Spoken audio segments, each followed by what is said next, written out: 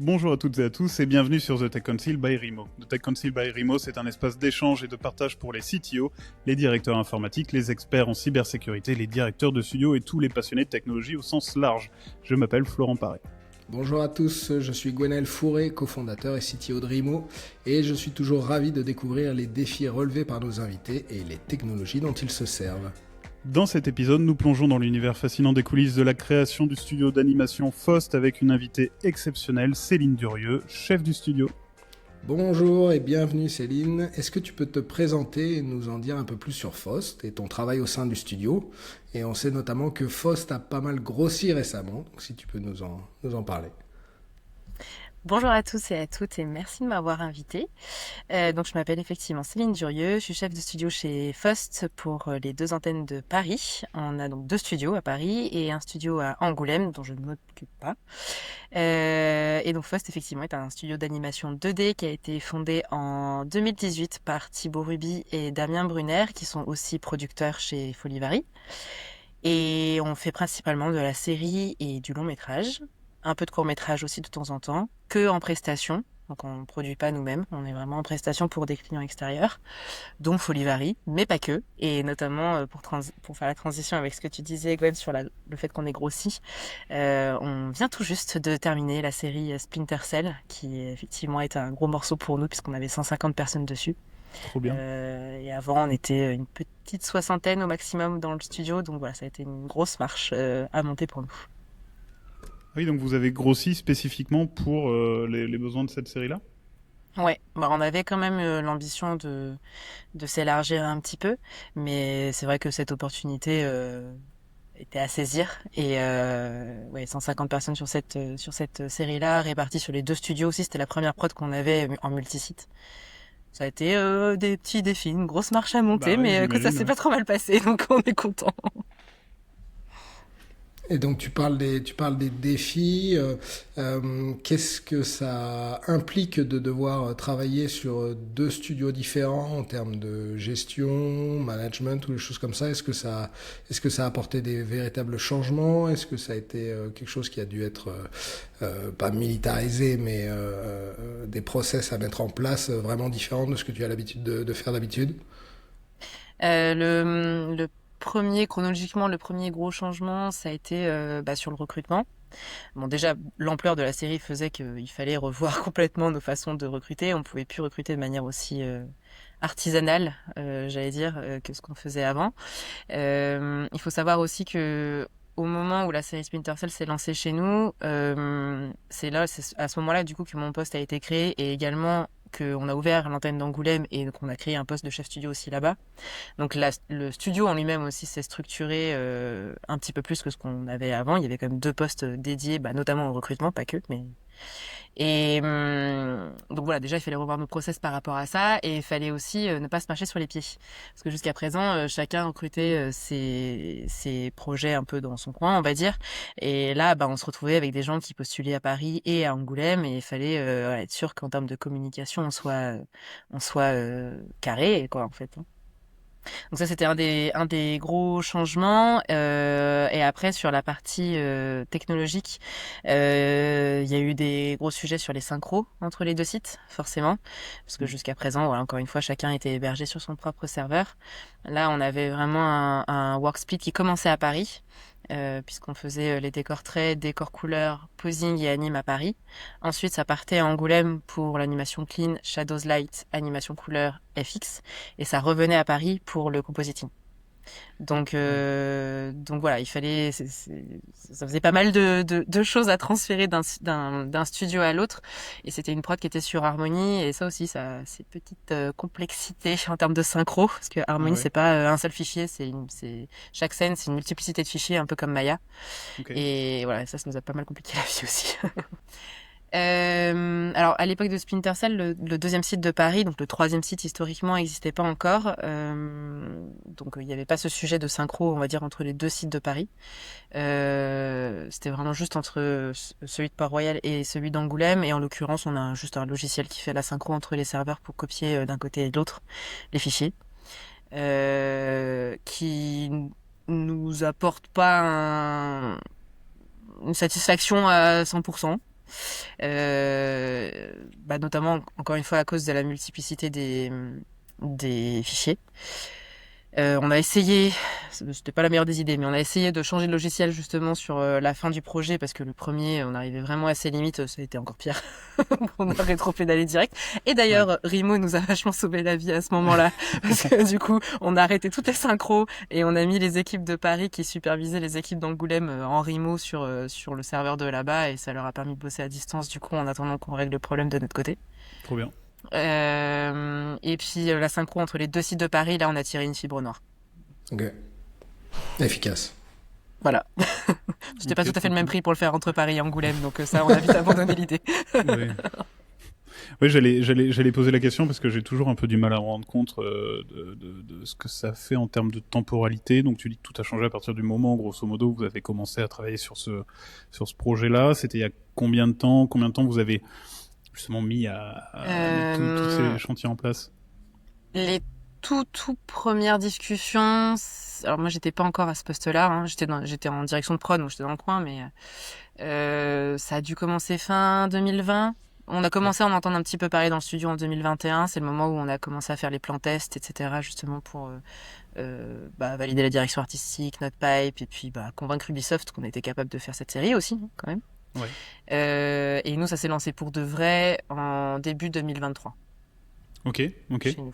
Et on vient tout juste de finir. Justement, tu parles de convaincre Ubisoft. Est-ce que tu peux parler de comment ça se passe à ce moment-là, justement, pour les convaincre? Enfin, comment tu dis, ok, c'est variable d'un client à l'autre, hein, mais bon, déjà, nous, il y a eu le game changer dans l'histoire du studio, ça a été Le Sommet des Dieux. Qui est donc un long métrage qu'on a fait il y a déjà quelques années maintenant, qui est sorti en 2021. Ok. Je vous avoue qu'avec le temps, on perd un peu la notion des années. Pas de problème. 21, il me semble. Et qui a eu un très beau succès critique, qui s'est pas trop mal vendu et à l'international et qui est allé pas mal en festival, etc. Bref, on a eu pas mal de visibilité grâce à ce projet-là.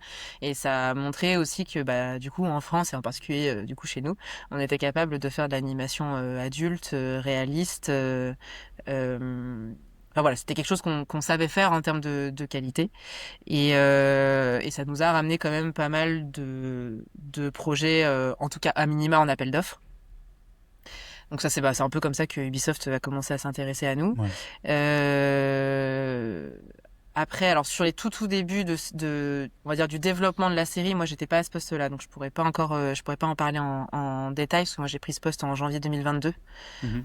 Donc les choses étaient déjà quasi dealé avec. T'étais déjà chez Faust avant, J'étais déjà chez Faust, mais enfin j'étais chez Folivari du coup en direction de production. Je suis arrivée fin 2016 dans le studio sur leur long métrage Pachamama. Et puis après j'ai fait la direction de production sur 2 de leurs séries, Ernest et Célestine et puis Sam Sam. Après un petit passage entre les deux chez Blue Spirit sur un de leurs longs métrages. Et donc oui, pour revenir à Ubisoft, généralement, bon déjà il y a le fait c'est comme du recrutement d'artistes en vrai. Hein. On va regarder d'abord ce que la personne fait, donc là en l'occurrence ce que le studio fait, il voit Le Sommet des Dieux, etc. Il voit le sérieux des productions qu'on a déjà faites, qui méritent qu'on se penche dessus. Il y a beaucoup de discussions après aussi pour voir en termes de philosophie de studio, est-ce que ça peut matcher aussi avec le client, et donc là en l'occurrence Ubi. Après Ubisoft c'est quand même une grosse force de frappe aussi, et ils avaient des gens en interne pour nous aider aussi à passer ces grosses marches-là. Ils avaient déjà fait ce travail-là aussi avec Bobby Pills pour la série Captain Lazarouk, parce que les 2 séries ont été lancées en parallèle. Et donc du coup on a bénéficié d'un accompagnement de leur part d'une personne chez eux qui s'appelle Dikuro, qui nous a aidé sur la mise en place du pipe, nous donner un petit peu des astuces pour encore une fois monter cette grosse marche. On avait des gens en interne qui s'occupaient de ça mais qui avaient jamais mis en place un pipe aussi gros et aussi vite. Oui. Ça nous a beaucoup aidé, et je pense que si on n'avait pas eu ça, clairement la série se serait pas passée de la même façon.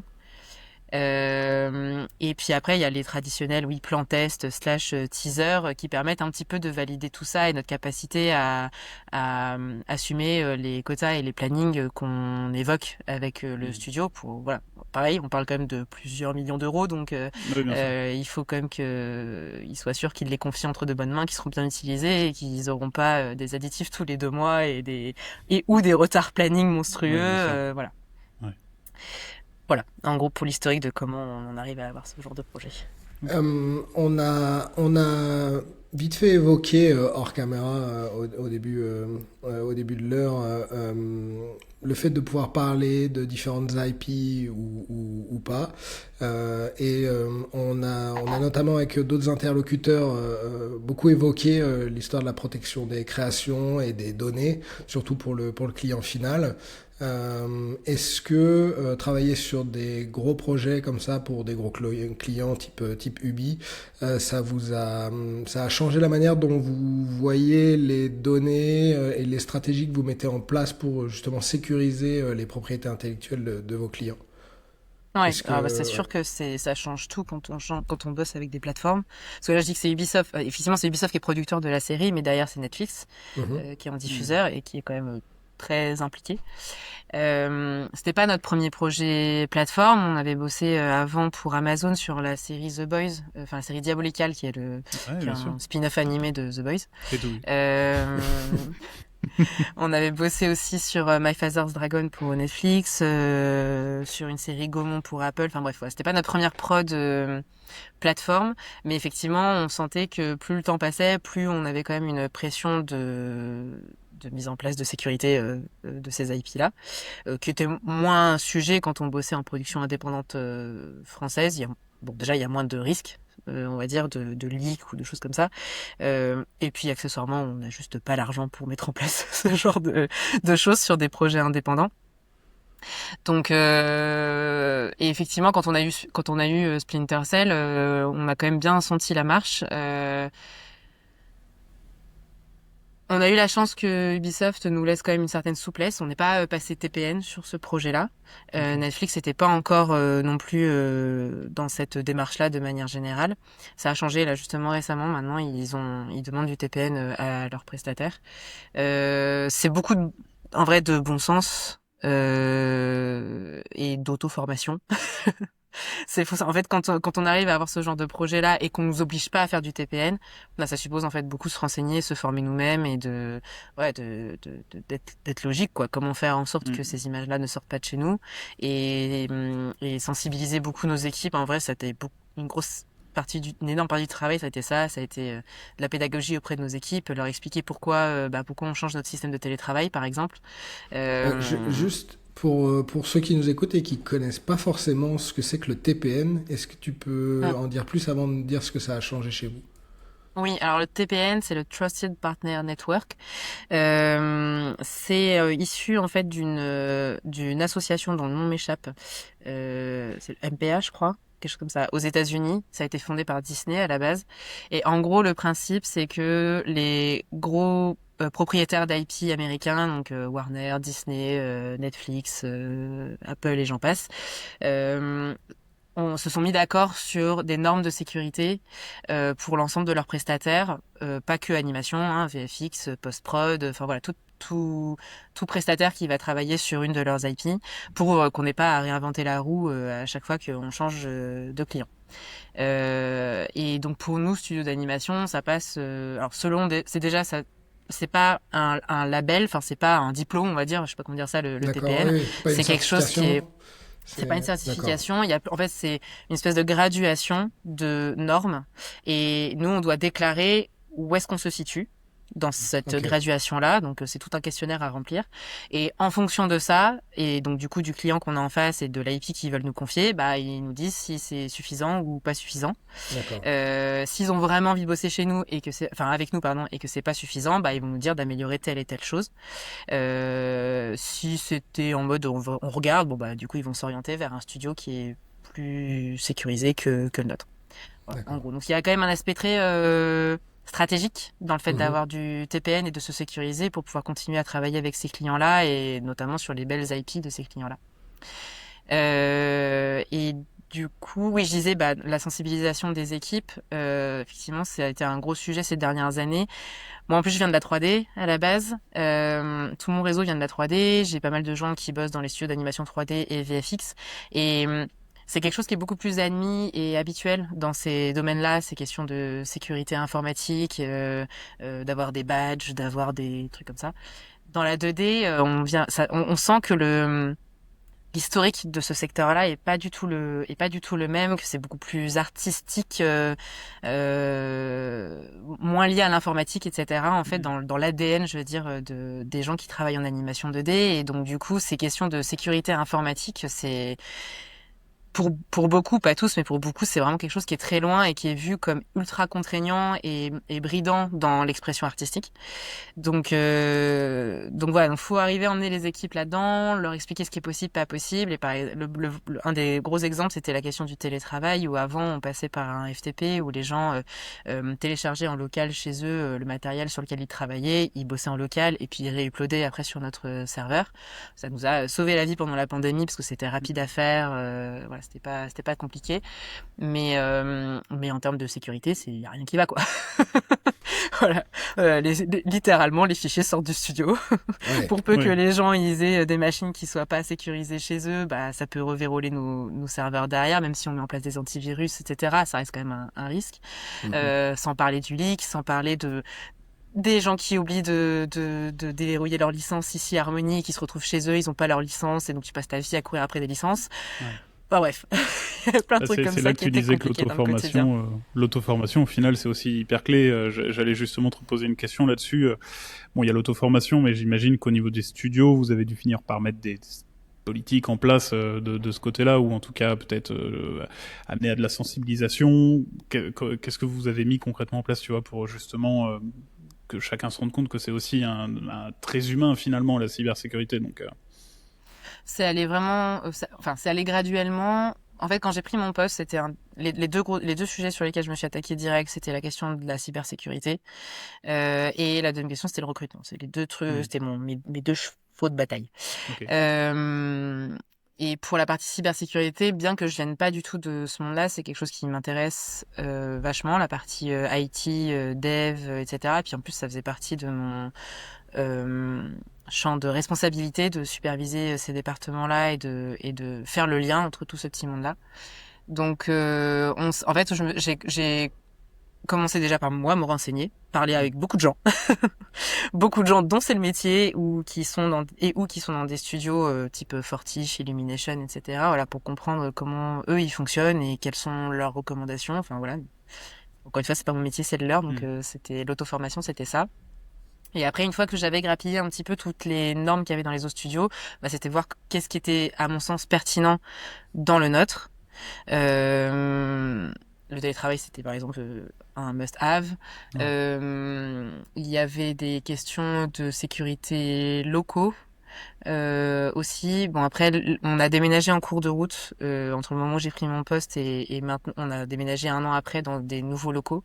Okay. Donc on a reposé pas mal de choses ici. C'est vraiment les deux grands domaines qui m'interpellent. Après, le reste, c'était surtout plein de petites choses par-ci par-là, mais vraiment les deux gros sujets, c'était ça. Ah si, il y avait la question des... Comment on appelle ça ? Des niveaux d'accès selon les rôles. L'orga du serveur versus le LDAP, en fait, l'organisation du LDAP en fonction de ça. Parce que là, chaque personne avait un peu des accès individuels et uniques. Bon, quand on est 150 à travailler, c'était pas possible. Oui. Voilà, quand derrière, on doit dire qui a accès à quoi déjà ? Ah, toi, t'as accès à cette prod-là depuis 3 ans, alors qu'elle est finie ? Non, non. Voilà, ça, on a reposé ça aussi, de réorganiser le serveur et de définir des groupes d'accès, des groupes d'autorisation pour le LDAP aussi. Donc on évoque régulièrement les sujets d'innovation technologique, etc. Et donc pour l'instant on a beaucoup parlé avec des studios et donc on a beaucoup l'habitude de parler avec des studios 3D, moins avec des studios 2D. Et en ce moment le sujet forcément c'est l'IA générative. Comment ça se passe pour vos artistes, pour le métier en général, quel est le ressenti à ce niveau-là Est-ce que toi, tu le ressens dans ton boulot? Est-ce que c'est quelque chose dont vous n'évoquez pas forcément et vous continuez à bosser sans vous en soucier? Euh, C'est le sujet brûlant ouais, toute personne qui travaille dans l'industrie créative, hein, ça clairement. Hmm. Alors côté artiste, il y a un peu de curiosité, beaucoup d'angoisse ouais. dans le ratio.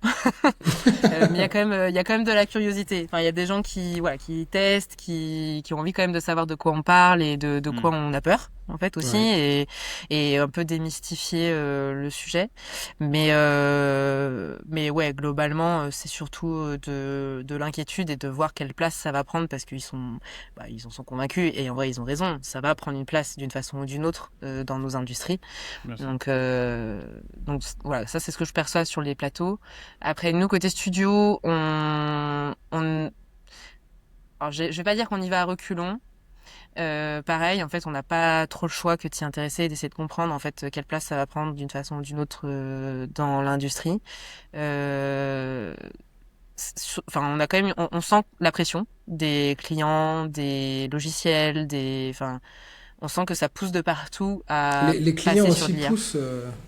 Les clients poussent à D'une l'IA? façon ou d'une autre, ouais, alors quand je dis il pousse, c'est pas il pousse à ce qu'on l'utilise, hein, Hmm, mais on sent qu'il nous pose des questions là-dessus, d'accord. comment on va l'utiliser, Est-ce que quel c'est genre de logiciel on utilisé? utilise, est-ce qu'ils Ouais. utilisent de l'IA, etc.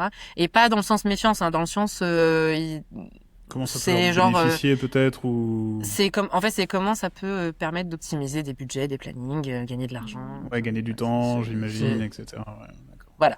Hmm. C'est plus dans le genre innovation de pipe et comment on peut réduire des budgets, quoi. C'est en vrai, hein, si on est sincère. Donc bon, voilà. Quand ceci étant dit, bah du coup, ça suppose qu'on s'intéresse un petit peu à la question. Après, on n'a pas là pour le moment en interne une cellule de recherche ou truc comme ça autour de ça. Hmm. Mais bon, bah déjà les logiciels métiers qu'on utilise commencent à en mettre de partout.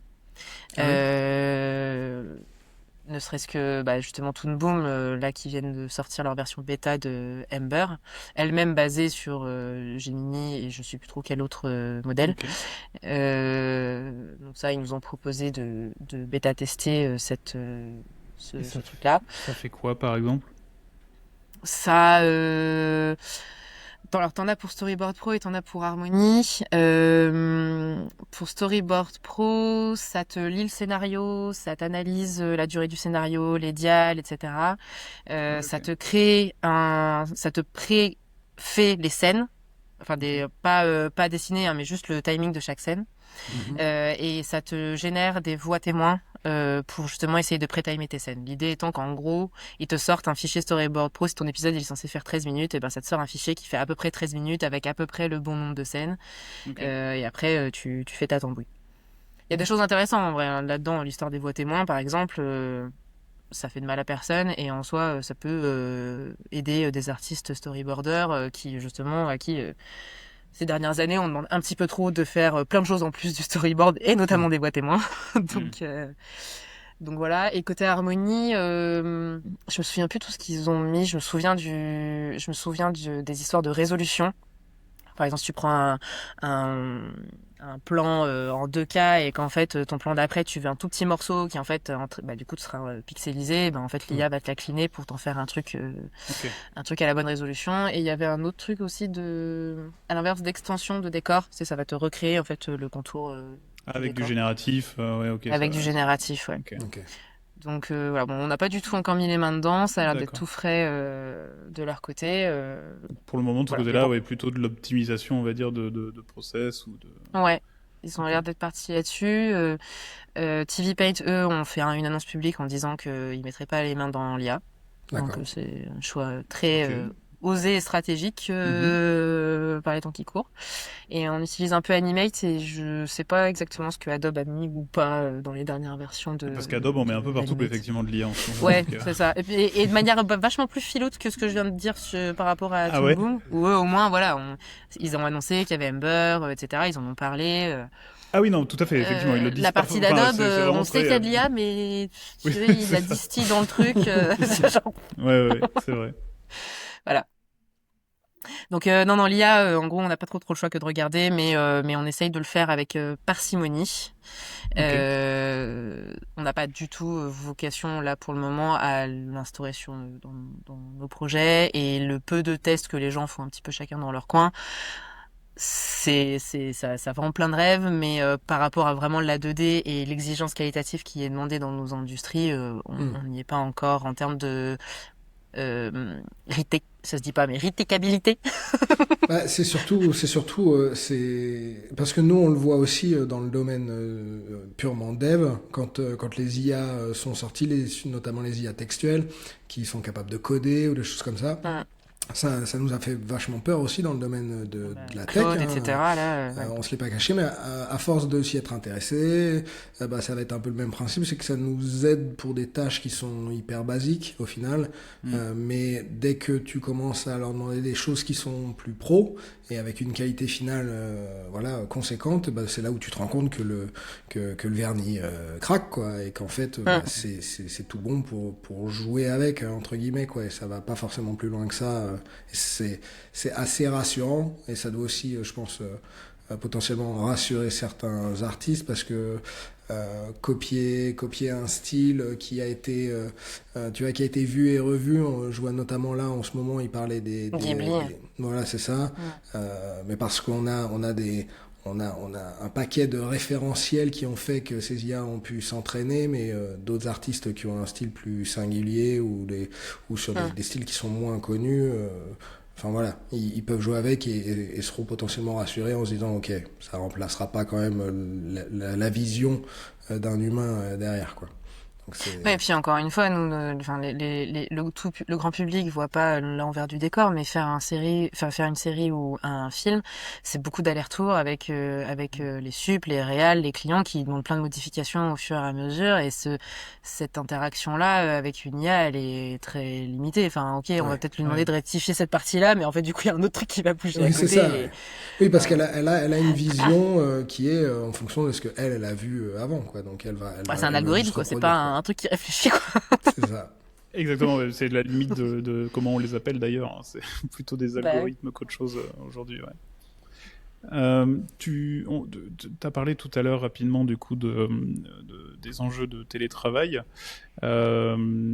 Comment justement FOSS s'est adapté aux enjeux de travail hybride ou à distance, et comment sont faites, tu vois, les différentes, enfin, comment vous collaborez entre les différentes équipes avec justement les différents sujets donc de performance, de cybersécurité, etc. Ça a commencé quand à peu près? Aujourd'hui, comment ça s'organise, tu vois? Alors ça a commencé un peu avant le Covid. Je sais pas si vous vous souvenez, il y avait eu des grosses grèves de transport à Paris fin 2019. Et rembourser une partie des mensualités de RERA, je me souviens. Il y avait en partie ça. Ouais. Pas que l'histoire des remboursements, c'était aussi les travaux. Enfin bon, bref.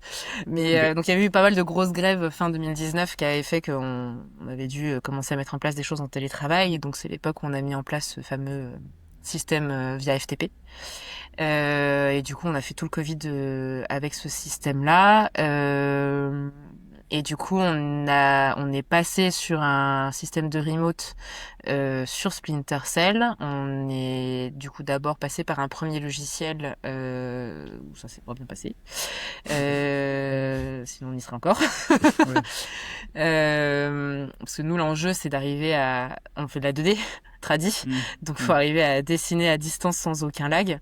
Et ça, en fait, il y a pas tant de logiciels que ça qui y arrivent. Il y en a beaucoup qui le promettent, mais pas beaucoup qui y arrivent. Et donc ça a été 1 an de galère et d'essais-erreurs. Et en plus, à l'époque, j'avais pas d'IT en interne, donc c'est moi qui me tapais ces sujets-là. C'est moi qui étais en call avec les équipes américaines, etc. C'est moi qui installais le logiciel sur les machines, qui avait rédigé les protocoles, les mains dans le cambouis. Ouais. Quand je parle d'auto-formation, tu disais pas IT, je suis mais débrouillarde.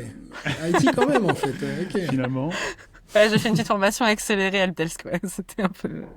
Et voilà, et donc du coup, au bout d'1 an, on a switché de logiciel justement pour passer sur Rimo. Là, ça s'est beaucoup mieux passé. Et puis peu de temps après, on a enfin, après des années de demandes, embauché à IT.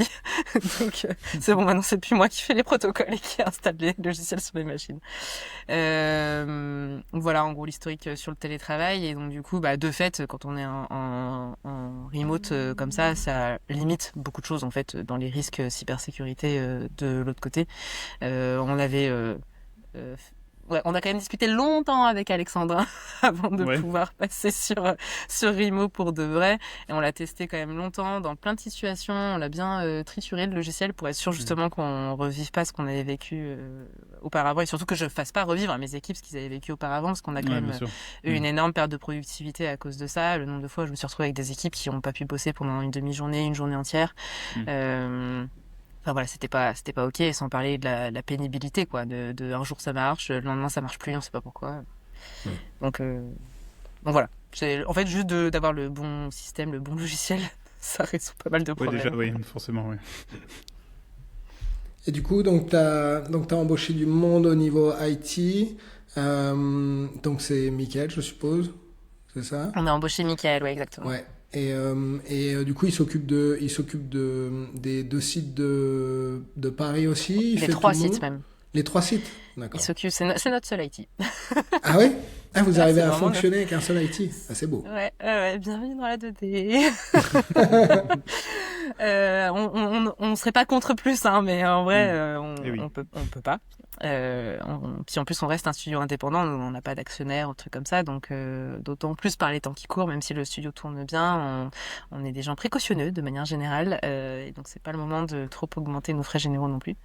Du coup, non, effectivement, on a un IT en interne qui s'occupe déjà de toute la mise en place et paramétrage des machines quand j'ai des départements qui arrivent et quand j'ai des départements qui partent aussi pour les resets. Tout le suivi quotidien des équipes. Dès que les gens ont un souci, c'est Mickaël qui est sur le floor. Il est en charge du coup aussi de toute la partie télétravail. Et pour le reste, du coup, on a un prestataire qui, du coup, s'occupe de nous depuis la création des studios et même avant, parce que les patrons de Folivari, enfin Didier Brunner notamment, avant bossait aux armateurs et du coup, bossait déjà avec ce prestataire-là. Donc c'est vraiment une histoire de très longue date avec cette boîte. Et eux s'occupent plus particulièrement de la partie infra, serveur, etc. Ok. Et donc t'as évoqué tout à l'heure les serveurs de fichiers, le FTP, les choses comme ça.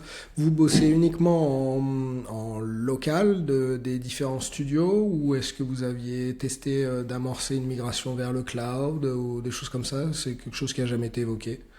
Alors non, pour la partie travail équipe, on est en serveur local, ce qui bougera peut-être à un moment, mais si ça bouge, c'est de recentraliser nos serveurs dans un site et que les autres sites appellent à ce serveur-là, mais en tout cas pas de passer dans le cloud.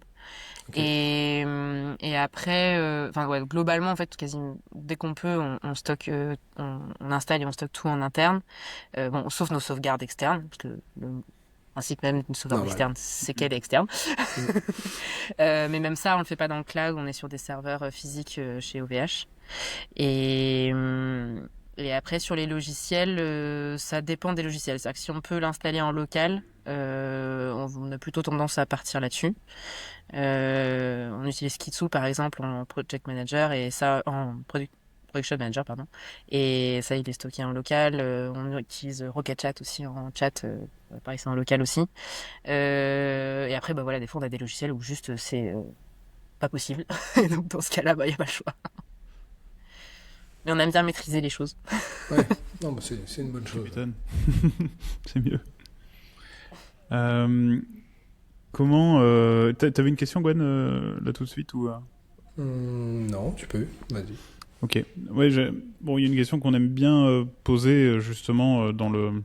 Comment vous faites pour garder une certaine créativité, une cohésion entre toutes les équipes avec, j'imagine que vous bossez parfois sur plusieurs projets différents, avec justement, tu vois, le fait que les équipes soient si dispersées, avec autant d'outils, etc. Comment derrière, toi et avec quelles équipes tu fais pour contrôler que tout se passe bien, pour faire en sorte que l'environnement soit bien comme il faut? C'est marrant que tu dis ça parce que c'était un peu notre sujet de la journée. je vais expliquer, mais en fait, vendredi, on a fait un événement qu'on fait 2-3 fois dans l'année, qu'on appelle le Show Me Yours, et qui du coup est un événement que j'ai mis en place, pareil quand j'ai pris mon poste, où l'idée c'est justement de décloisonner un peu tout ça, en fait, faisant le constat qu'on bosse tous en parallèle sur plein de projets différents. Là, actuellement, on a 8 projets en parallèle chez nous, Ah oui. donc voilà, ça fait du Oui. monde, ça fait plein de choses différentes qui se passent. Moi, ça me déprime d'avoir les gens qui sont chacun dans leur coin, et je veux pas que parce qu'on est grossi, les gens se connaissent moins, et je veux pas parce qu'on est grossi que moi je les connaisse moins. Donc, du coup, voilà, fort de ce constat-là, on a fait cet événement où chaque projet pitch en 10 minutes, en fait, où est-ce qu'ils en sont à tout le reste du studio. Donc, il y a 150 personnes en face, ça fait du monde. Mais ça permet, du coup, de créer un sentiment, de stimuler le sentiment d'appartenance de nos équipes, de se rendre compte qu'ils font partie d'un tout, qu'on a plein de choses très différentes d'un point de vue artistique, et que du coup chez nous ils seront pas enfermés dans une case. Ça c'est un truc où les artistes 2D sont particulièrement sensibles à ça. C'est aussi des moments, des temps pour dire à nos équipes qu'on est fiers d'elles et qu'on est trop fiers des projets qui sortent, et eux aussi c'est un moment où ils peuvent un peu se dire oh, attends, c'est stylé ce qu'on a fait quand même. Enfin, voilà, il y a un truc vraiment de cohésion qui met du baume au cœur à tout le monde. Et c'est un événement vraiment précieux dans ce côté, comme tu disais, de décloisonnement et de stimuler les équipes. Après, l'autre chose aussi, c'est que ce soit Alix à Angoulême ou moi à Paris, comme c'est nous qui centralisons les recrutements, en fait, toute personne qui rentre chez nous passe par nous, et donc du coup, on connaît toutes nos équipes. On connaît leur parcours, on connaît leurs envies, on sait pourquoi on mise sur elles. Et alors, c'est pas toujours facile. Pareil, encore une fois, il y a du monde dans le studio, mais je pense qu'il y a un truc un peu un contrat moral du studio avec l'artiste, en fait, du fait que ce recrutement soit centralisé par les chefs studio. Enfin voilà, en fait c'est tout un, et puis après c'est une vigilance au quotidien, hein. C'est de pas être trop enfermé dans ton bureau toute la journée, c'est d'aller sur le floor dès que tu peux, c'est de manger avec les équipes le midi parce que la com interne hyper grave. En fait, tu vois, c'est évidemment d'être sûr qu'au quotidien dans leur taf tout aille bien, mais ça j'ai des équipes prod en qui j'ai toute confiance pour y veiller. Mais c'est tout ce qu'il y a autour, quoi. Nous, ce qui nous intéresse, c'est que les gens, quand ils viennent au studio, ils soient contents de se lever le matin et qu'ils sachent pourquoi ils viennent. Mais c'est la porosité entre leur vie perso et leur vie pro, elle est là, quoi. Et donc, du coup, connaître ses équipes, c'est aussi savoir un peu ce qui se passe dans leur vie, quoi. Voilà. Donc ça, c'est important pour nous aussi. Ok. Du coup, pour finir sur une note un peu plus large, est-ce qu'il y a une actualité technologique récente, même hors de ton secteur direct, hein, s'il faut quelque chose vraiment dont tu as envie de parler, qui a particulièrement retenu ton attention? On a parlé un peu d'IA, mais est-ce qu'il y a d'autres choses ou des choses qui en font partie dont tu voudrais parler? Alors effectivement, l'IA, c'est un peu c'est le sujet. Nous, on fait aussi une veille sur Grease Pencil, sur Blender, qui est quand même plus que l'IA, un truc qui vraiment va changer la façon dont on fabrique de l'animation 2D. Tu peux nous en parler? Donc c'est Grease Pencil, c'est ça? Grease Pencil, c'est ouais, quoi le principe? Donc c'est développé par Blender, le logiciel 3D, et c'est une partie de ce logiciel-là qui permet de dessiner directement dans l'environnement 3D. Et il y a déjà quelques projets qui l'ont utilisé, mais pas à 100%. Je pense notamment à Unicorn Wars, Flow, peut-être, qui a été fait. Alors, Flow, je crois pas qu'ils aient utilisé beaucoup Grease Pencil. Ils ont utilisé Blender, ça c'est sûr, et du rendu temps réel. Le Grease Pencil, je crois pas qu'ils l'aient utilisé plus particulièrement. Mais peut-être que je me trompe, hein, je veux pas trop m'avancer. Ok. Pardon, je t'écoutais, tu parlais de... Et de Unicorn Wars, chez Autour de Minuit.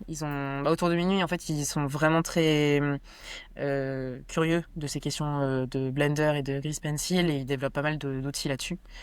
Donc voilà, et ça nous, pour le coup, là en interne, on fait une veille dessus, on fait des tests pour voir comment on peut se l'approprier sur nos prochains projets. Il y a aussi un autre truc là qui nous a, alors rien à voir pour le coup avec l'image, hein, mais dans les outils qui nous servent à gérer le studio, On a un outil de floor plan et qui nous sert à dispatcher nos équipes, savoir quelle machine est où, etc., et qui montre un peu ses limites. Et donc, on bosse là-dessus depuis quelques mois pour voir comment on peut peut-être développer quelque chose en Python pour gérer ça, quoi. Et la semaine dernière, j'ai mon directeur technique qui m'a parlé d'un truc fait par le gouvernement, qu'on était un peu dubitatif au début. Ça s'appelle la suite numérique. Et en fait, c'est un truc qu'ils ont développé à la base pour, si j'ai bien compris, pour les fonctionnaires et voilà toutes leurs instances gouvernementales, mais qui est ouvert à tout le monde. Et on a commencé à creuser, on a mis les mains dans le code, l'API, etc. Et apparemment, c'est vachement bien fait. Ah ouais. Ils ont pas un genre de notion, bien notamment. Fait, quoi. Si, c'est ça. Oui. Ouais, c'est ça. En fait, c'est une suite. T'as un truc de chat, t'as un truc de visio, t'as un truc de équivalent de Google Sheet, mais mélangé à Notion, justement. C'est pas, enfin, c'est bien pensé c'est bien fait et c'est fait par le gouvernement français. Ok, bravo, c'est bien joué. Et c'est open source et c'est, enfin, genre.